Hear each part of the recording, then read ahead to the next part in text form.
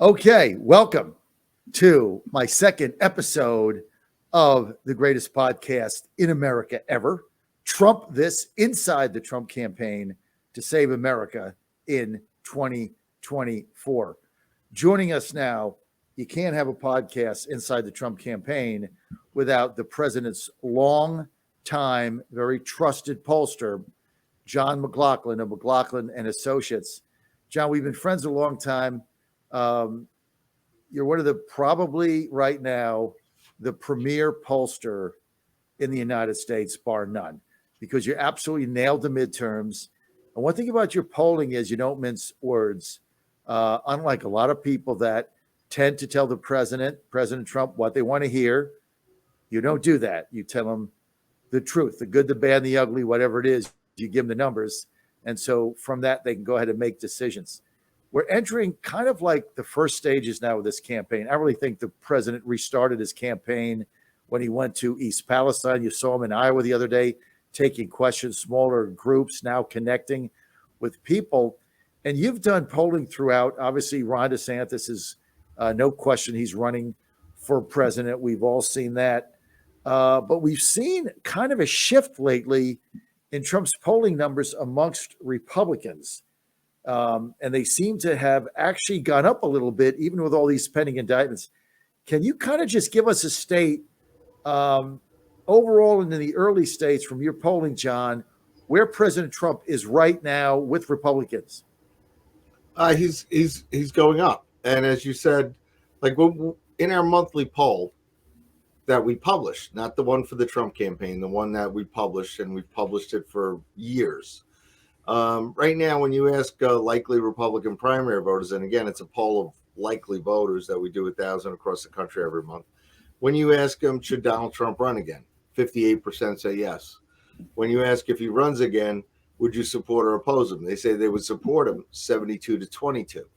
And then in the ballot, actually it went up 76-20 from that was January's number, 76-20 now. Then on the ballot, when you ask in a field of a dozen candidates, who would you vote for? Trump's at 42. DeSantis is at 26, has actually gone down a little. And one-on-one, Trump versus DeSantis in January is 52-40. Now it's 56-38. And the reason it's going up is because he announced in November, and then over the Christmas holidays, there wasn't much campaigning. And then in January, he went to New Hampshire. He went to South Carolina. He went to East Palestine. He went to the CPAC convention in Washington, where he blew it out, and he gave a great speech. He gave a great speech in Iowa on Monday. And as Republicans realize he's really running again, and they remember what a good president he was, and he's talking about the future. And the Iowa speech, he was talking about his policies. He's putting out videos every week about what he would do if he's president again. And the mainstream media is trying to censor him. They're not carrying it. They're not talking about it. They want to talk about that district attorney in New York, Alvin Bragg, who Soros helped fund with his nonprofits, and who won't enforce the laws in New York. If you're a criminal and you get, you're violating some criminal codes, he doesn't enforce the laws. But he's spending time investigating Donald Trump about that he paid some woman not to talk to the press during the 2016 campaign. So that's the latest, effort to try to stop Trump from being president again. And they've tried 2 impeachments. They've tried a raid on Mar-a-Lago with the FBI. In 2016, 2015, 2016, when we started that campaign, they didn't think he could win, and they didn't take him seriously. Now they're afraid he can win. So the establishment's going all out to try to stop him. And as you said, as you correctly noted, conservative Republicans, independents who would vote in Republican primaries are becoming more likely to vote for him. And the campaign is on. You know what I think they were also shocked with was the specificity of the president's proposal, President Trump's proposals that he's coming out now, whether it's on, he's made several videos, but they were incredibly specific, as he was specific at CPAC, about energy, about the Ukraine war, about what he would do in Afghanistan. It goes right down the line, what he would do with the wokeism, transgenderism. I mean, he's been incredibly specific. Normally, you don't see a presidential candidate doing that this early because they don't want to get tied to anything. Right. So it's more rah-rah, and it's vague, visionary, like Obama things, hope and change, and never really told you what he was going to do. President Trump, because he was there, is doing the opposite of that. I think it's taken the communist fake news by surprise. I don't think they know how to deal with that, John. No, especially when they disagree with those policies, and the vast majority of Americans agree with those policies. So what they're doing is they're just not reporting it, and you have to go to his Truth Social, or you have to go to Rumble or someplace to see the actual videos. But the reality is he's very specific. They've kept together. There's basically what I would call a think tank where America First Policies. He's got people on staff in this nonprofit that are doing the policies, where you've got Linda McMahon's involved with it. You have and she was a great SBA administrator. You have General Kellogg involved in it. You have Brooke Rollins involved with it, and you've got all these very smart people saying, we get another term, this is what we are going to do. And the vast majority of those policies, whether it's strengthening the military, whether it's, reshaping, cutting down the bureaucracy in Washington, reshaping that, putting in people that will actually help implement his policies, going back to policies of low inflation, making the tax cuts permanent, getting the economy to grow again. He's got it in place, and no one else can say that. No other Republican can say that. And no, certainly Biden's not doing it. The country's gone backwards 2 years. That's why in our polls, Trump's beating Biden 48-44. And we didn't see that in 2020. We were running a close race. John, it's interesting when you talk about America First policies. I'm going to get to that a second for now, and then get back to the polling. Because in 2016 campaign, we didn't really have a think tank going on. I mean, it was Corey Lewandowski and yourself and a handful of people. And of course, Trump took no polls on policies because he didn't care what the polling was on a particular position. He had his positions, and that was it. And so he went out and articulated them in a very forceful manner. When you look at what they set up with American First policies, a lot of people thought when they set that up, oh, here's just another dumping ground for Trump people that don't have a job, right? Because a lot of these are set up to do that. Well, the America First policies, this PAC, this organization, this nonprofit, was the exact opposite of that. I mean, they put in really good thinkers that had believe in the America First agenda, John, and they've churned out very specific policy after policy position on a variety of things. That's where a lot of his speeches come from.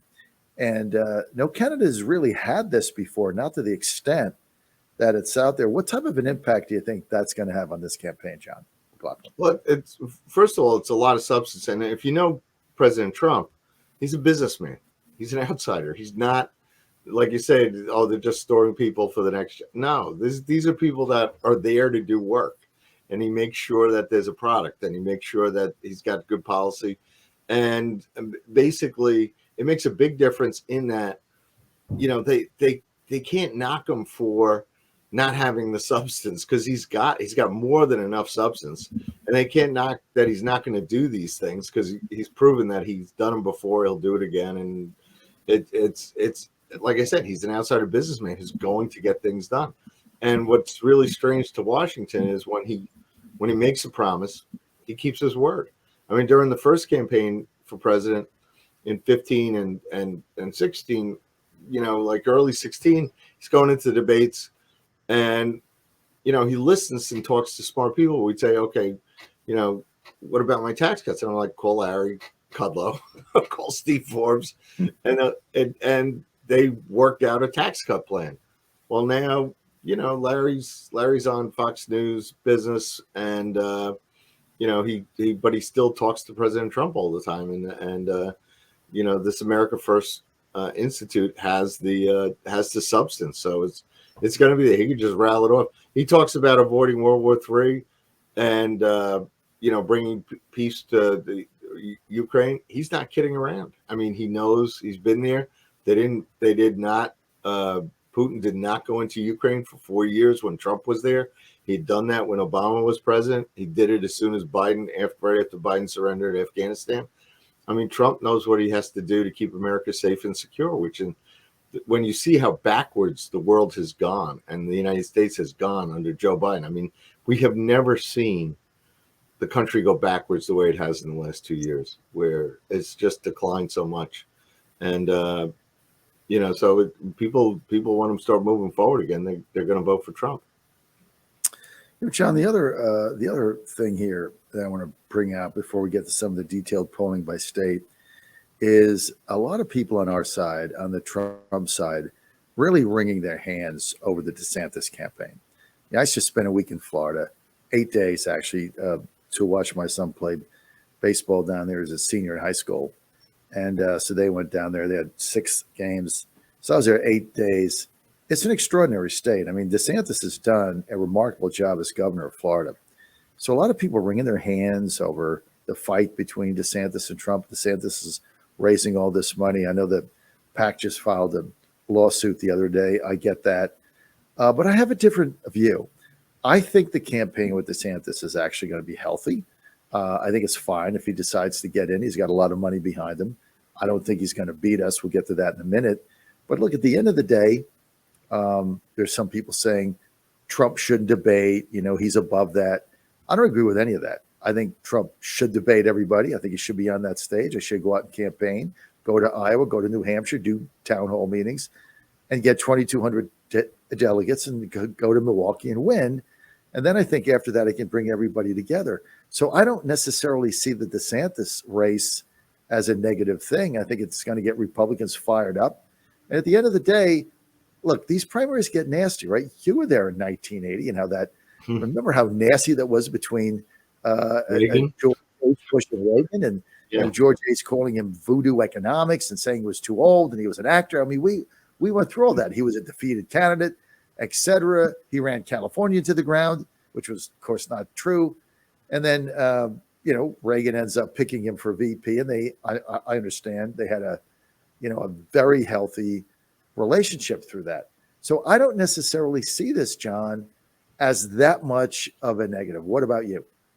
I think it's the nature of politics. You have to win. And Ron DeSantis, Governor DeSantis, he got Florida has been in good shape because Jeb Bush and following him, Rick Scott, they all did good jobs as governor.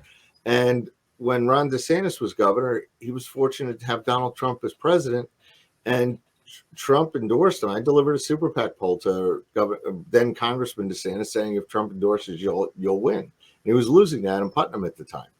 And now the dilemma for Ron DeSantis is the people that want him in are the establishment types that don't want Trump, the inside the Beltway Republicans who don't want Trump.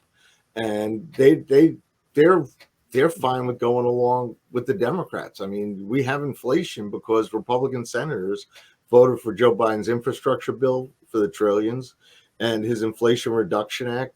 And they voted for these things that were fine with them, that the average person in America is dealing with now, whether they're worried about their, bank accounts collapsing or they can buy food or gas that day. So, so when you look at what's at stake and the policies that are up, I mean, Donald Trump is the one who's going to solve the problems. When he was president, we had low inflation, banks were secure, you had the economy was growing. Nobody would threaten America because they knew what would happen if they did. And we were safe and secure and growing. And, then COVID hit out of nowhere. And, certainly Democrats benefited from that chaos. But now we're finding out things that a lot of the things we were told were not true. But as far as Governor DeSantis, it's a free country. If he wants to run, there'll be a lot of Trump supporters that would probably like to see 4 years of Trump, then 8 years of DeSantis after it. They would think that would be great. There's a lot of Trump supporters who would like him just to wait. And, but if he wants to run right now, he'll split his base, but Donald Trump is the front runner. So it's a long way to go. It's over 300 days now till Well, Yeah, look, that's kind of what I think. I mean, I'm not wringing my hands over it. You want to run. You're going to have to beat us in Iowa. You're going to have to beat us in New Hampshire, in South Carolina. Then you going to have to amass delegates on Super Tuesday against us, and they might have the donors, and they might have Wall Street and the gangster banksters. But the bottom line is, John, we have the voters, we have the movement, and we're not going anywhere. So I don't necessarily take the view that's it's going to be an unhealthy fight. Look, there's going to be other people in it. You got Nikki Haley in now. You got Pompeo's getting in. Tip Scott is getting in. Asa Hutchinson is getting in. You know, whatever. Let them all get in, and let's have a healthy debate of which Trump is going to win because he's already done it and he's got the policies, and everybody else is just everybody's going to be talking. Trump is going to get up there on stage and rattle off all the things he did. Right. And so, and half of them he did with a Democratic a Senate and a Democrat House. So this is going to be the bottom line here. The president has a track record. He's got a movement. The other people have donors. That's just a big difference. So look, I think we're going to have to lace them up and lace them tight. This is not going to be a coronation. We're going to have to go out and win delegates. We're going to have to fight Cuccinelli and DeSantis and all these people. Now we got the guy in Pennsylvania is mad, so he jumped ship. The guy that ran for U.S. Senate out there, and then Trump didn't back him for governor, so he got mad. He flipped. Roe flipped in Pennsylvania. You're going to get that because, you know, Trump, when he made the decision to make endorsements in races, well, the person he didn't endorse, you make an enemy of them, right? So we're going to get some of that, but none of that is going to matter at the end of the day. If you go to the convention, you amass the delegates, you're the nominee, and then I think everybody is going to get behind President Trump and their policies. So let's get to some of the individual polling. Obviously, DeSantis is going to put a major effort in Iowa, right? Because he's going to try to win that caucus. You've done some polling there right now. 9 months out, right? It's March, 9 or 10 months out. How do we look in Iowa right now, John McLaughlin? Well, I tell you, the president's visit to Davenport, Iowa on Monday was very successful. And one of the great applause lines was that he was talking about the foreign policies that he did more for, these farmers in Iowa who really struggled till he got there. And then they did very well with the tariffs he placed on China and some of the other policies he did to help the farmers.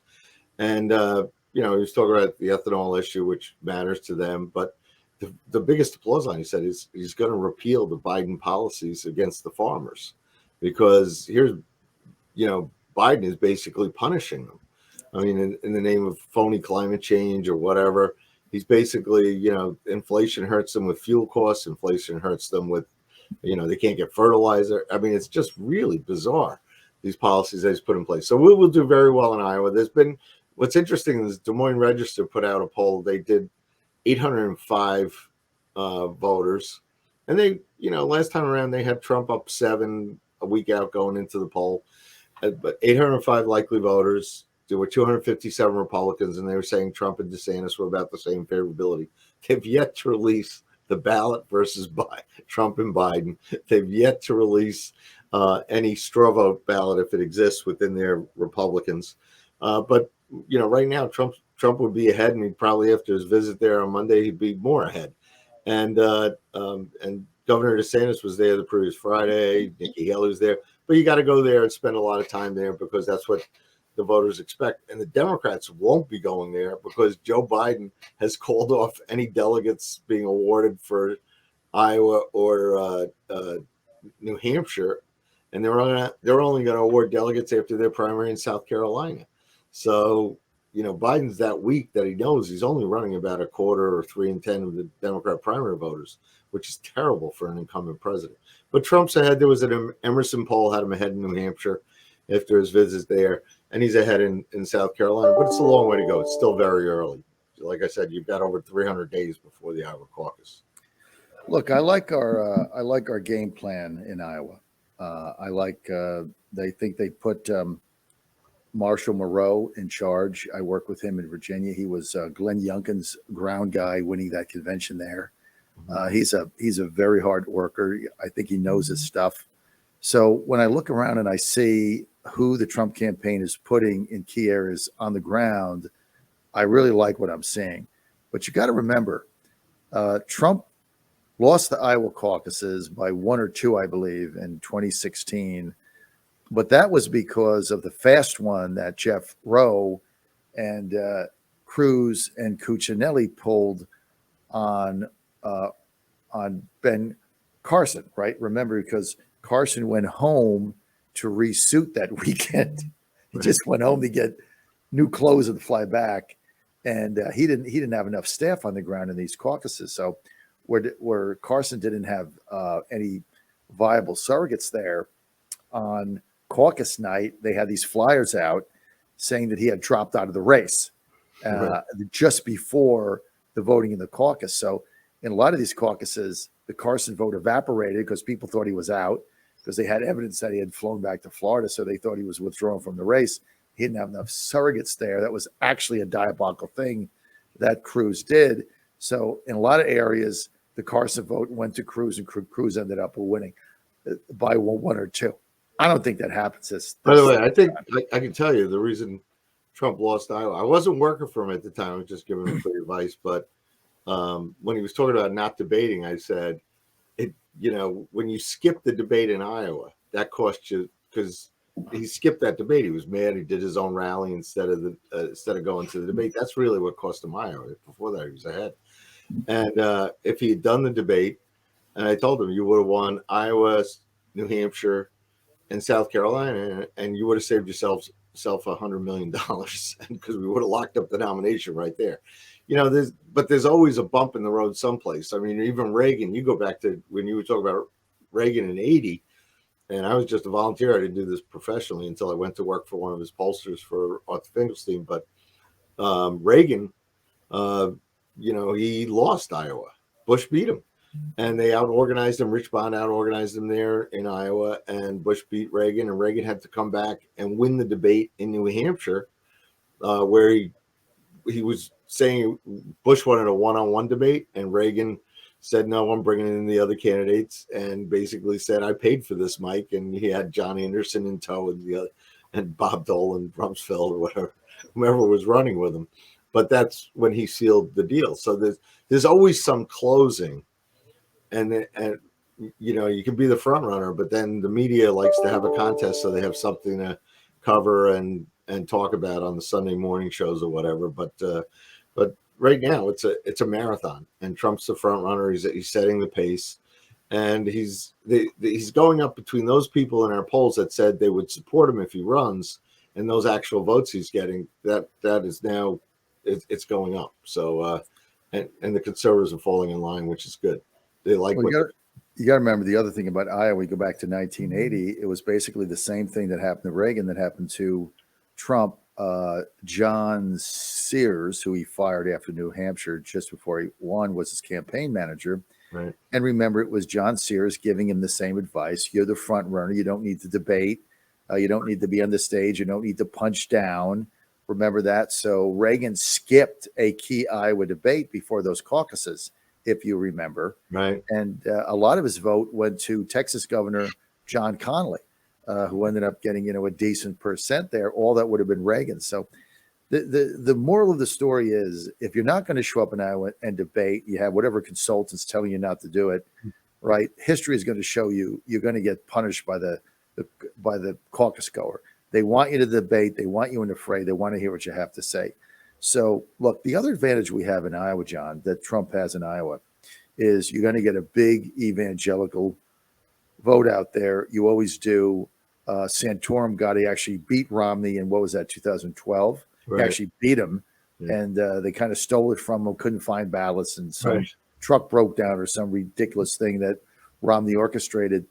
But if you're an evangelical and you're in Iowa, I mean, what is the reason you're not going to vote for the only guy that actually got Roe v. Wade overturned? Everybody else talked about it. He got it done.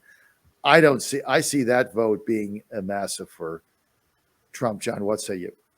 Right now he's very strong with the evangelical voters because, like I said, he's this businessman that kept his word to them. They've had a lot of candidates promise them things, and they wouldn't even go to the march in Washington, the pro-life march in January. They would, these Republicans would get elected.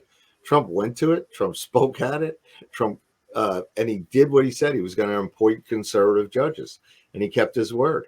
So I think there might be some waiting. Let's see him come out here and campaign again. And when you see him, you're like, here he is, extremely healthy. He's in good shape, a lot of energy. I mean, he spoke for over an hour in Davenport the other day, and he's got a charisma that people love his rallies. They packed that place. They were lined up going around the building. There were people trying to get in. The room was packed, and it was just people. They like the substance. They like the style. They would, I think it's something that these other candidates are probably envious of because they just can't do it like he does. They don't have the crowds to support. And when you talk about a cold night in Iowa, the Democrats, when they have a caucus, the labor union members go because they have to go. The college students get fired up with Obama. They went. But I think in a cold night in January, a lot of our fellow Republicans are going to say a prayer and get out there and vote for Donald Trump, and it's going to be an important vote. So we'll see. I like our chances in Iowa. I like our team. I like our chances. I think President Trump's going to be there a lot. Let's go to New Hampshire, which early on, the DeSantis people were telling me they had a lock on New Hampshire, that Trump was not popular there. All of his endorsed candidates got beat. New Hampshire for Republicans dramatically underperformed in the midterms. And so a lot of people were telling me, look, DeSantis got a lock. There was a couple polls that came out. DeSantis had a big lead early. That evaporated. And now Trump's got what happened in a month in New Hampshire? Well, he went there. And the Republican chairman resigned to run the New Hampshire campaign for Trump because he wanted to Stepanek, Steve Stepanek. Right. And the voters up there, they like him. He's the ultimate outsider, and they are mad at Washington. They are taxpayers who are really upset that they're paying more, and Biden inflation is killing them. And it really gets worse in the winter because what happens is they got to buy heating oil or they get their gas bill, and then you got to deal with people like the Biden administration telling you, "Oh, we're gonna bar gas hookups. You're gonna have all electric." Could you imagine paying a heating bill in New Hampshire on all electric? You go broke. And so they like Trump a lot. They want his tax cuts permanent. They want the economy to grow again. We were doing very well under President Trump, and under Joe Biden right now, we're not doing well at all. So that's why you saw a big jump. And some of these polls, they have Chris Sununu in there, and Sununu isn't that far behind DeSantis. But Trump is the front runner, so we'll see who gets in and who goes from Iowa to New Hampshire. But we know Donald Trump is doing that, so we will see. You think Sununu gets in? Probably. He seems to be talking himself into it. So he's the governor up there, and if there's any place when you're the governor of New Hampshire, if there's any place you want to get into, it's New Hampshire. Right. Right. So I mean, one of your polls the other day showed Trump leading independent women. Did you check that? Is that real? It depends upon who's taking the poll, and it's true. I mean, Donald Trump is doing better in these, certainly in the primaries with the Republican women. And because they're the ones, when you think about it, they're the ones who pay the bills in a lot of places. They're the ones who deal with the reality of this terrible inflation from Joe Biden. I mean, people people in our focus groups will tell you that they go to the supermarkets, they're in shock. They can't believe what they were paying $200 a couple of years ago to feed the family. It's $400 now, and once or twice a week, that's a lot of money you're paying for food.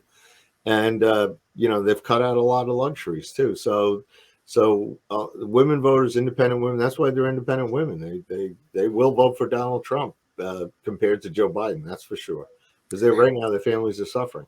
So we're winning women. We're ahead of New Hampshire. Trump's ahead of New Hampshire. He's ahead in Iowa. He's ahead in South Carolina. Let me just go opposite here because I'm trying to figure this out. I understand all the never Trumpers and all the Wall Street donor money and the establishment is lining up behind DeSantis now because they like him, but they got nowhere else to go, right? So to stop Trump. You're running the DeSantis campaign right now. You got all this money. Where do you make an inroad? Like, obviously, you have to win Florida as a favorite son. Then you go to Super Tuesday. You lose Iowa. You lose New Hampshire. You lose South Carolina. I think Florida then becomes actually competitive. And then you go to Super Tuesday. So if you're the Ron DeSantis campaign and all their brilliance, where's the pathway to Milwaukee? 2,200 delegates. They're going to try to create an ambush someplace. I mean, there's a super PAC that they've been hiring people for that's lining up, and they're going to start attacking Trump. And so, that's what super PACs do by nature. So they'll start attacking Trump, and then, there'll be a super PAC on our side that responds, and then you'll have other candidates popping up with some votes. But so where would the ambush be? I mean, if you were running that super PAC and you were looking to do an ambush, where would it be? Well, they're not going to let Iowa and New Hampshire go by without trying to ambush us there. So, you just got to be strong. You got to expect it when you're the front runner. You got to expect they're going to come at you. Right. And so, but they will. This is different. First of all, this is a historic race. We've never seen anything like this. You've never seen a successful president who lost he won a very close race and he lost a very close race.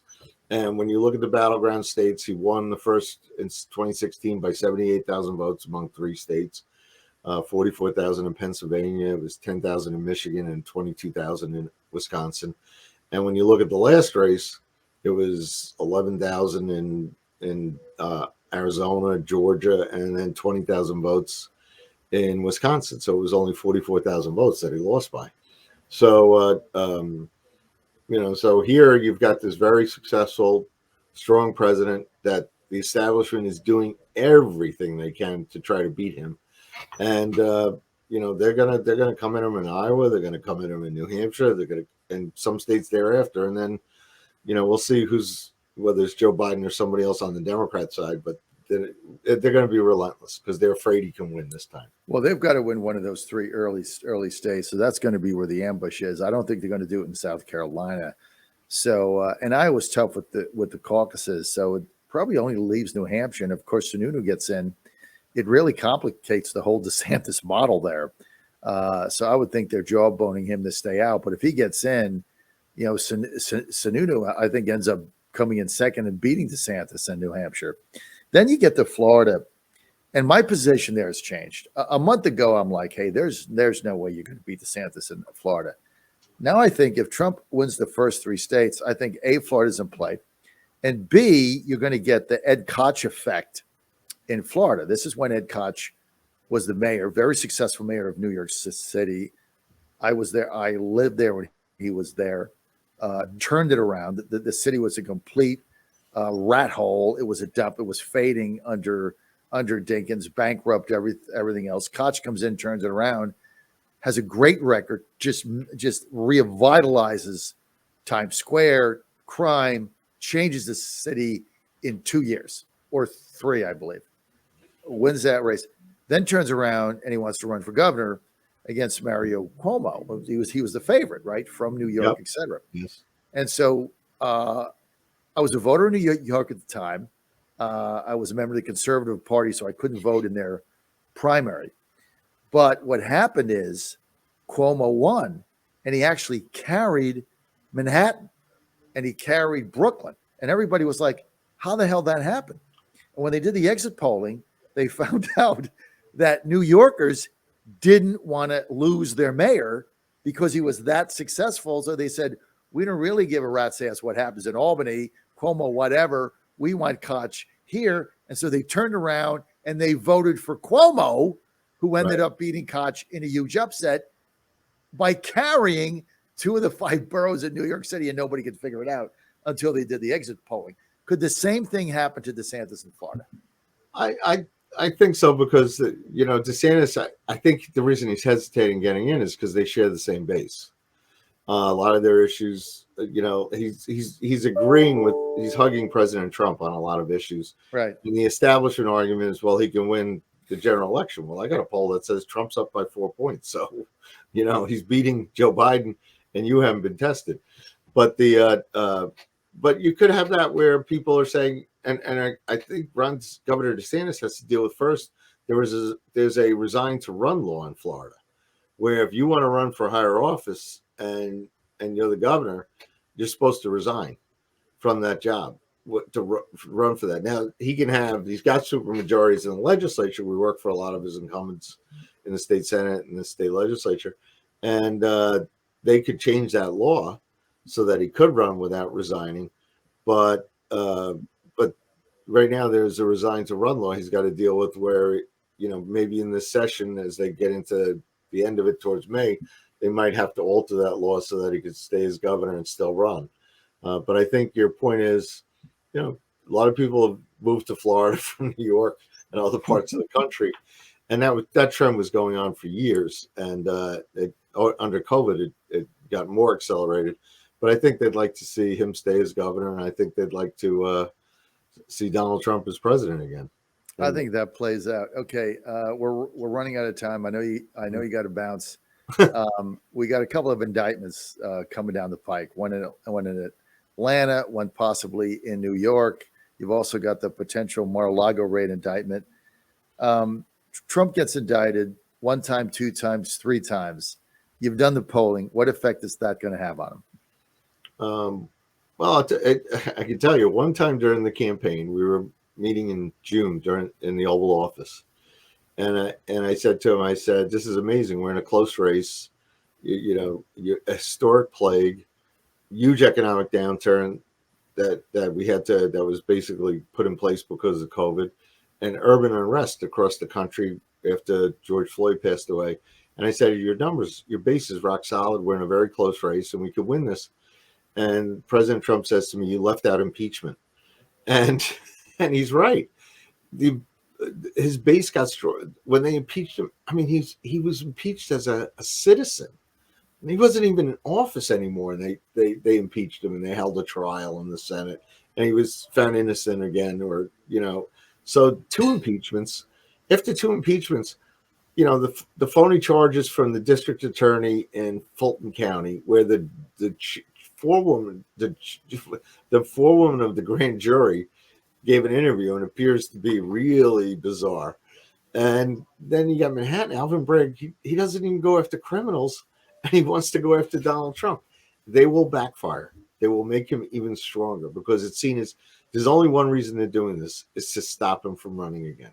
They want to stop him from getting elected as president. And it's so transparent that it sends a signal to every voter in the country that if you want to change things, if you want to get the economy going again, if you want to make the border safe and secure, if you want to go after criminals so you're safe in our cities, if you want the world to be at peace, vote for Donald Trump, because the people there that are right now exploiting the heartland of this country and the working men and women, people right there right now will do anything to stop Donald Trump, because they know that if he gets elected this time, if he was good the first term, he's going to be really good in this next term. So the third term of Barack Obama and just 4 years of Joe Biden will be over. So, okay, let's both make predictions rapid fire on the early states, and then we'll take off. You go first. Okay, who wins? Trump, DeSantis, or someone else who pick a candidate? Iowa. Right now, we're playing to win everything. So our goal is to get stronger every day. So I'm going to pick every state right now as the order. So we could just go through this fast. I mean, I think, as you do, I think Trump wins Iowa. I think he wins New Hampshire. I think he wins South Carolina. I think if DeSantis is 0 for 3, I think Trump beats him in Florida, because I think people are going to say, okay, well, that's enough. Stay as my governor. Right. And you get the Ed Koch effect. And then you go to Super Tuesday, and Trump's going to have a big day there. Right. So, I mean, DeSantis has got to find somewhere to win. You go to Virginia. If Youngkin gets in the race, which is 50-50, Youngkin would be likely to win. I guess Virginia on Super Tuesday as a favorite son, and maybe try to get some delegates and get on the ticket as VP or something. But, you look around these states and you look at Texas, you look at Oklahoma, you look at Arkansas, you're like, where is DeSantis going to win? And when all the hype is done and all the polls are done and he's got all the money from Wall Street, you got to get back to this. Where do you win? And how do you get to 2,200? And I just don't see the math.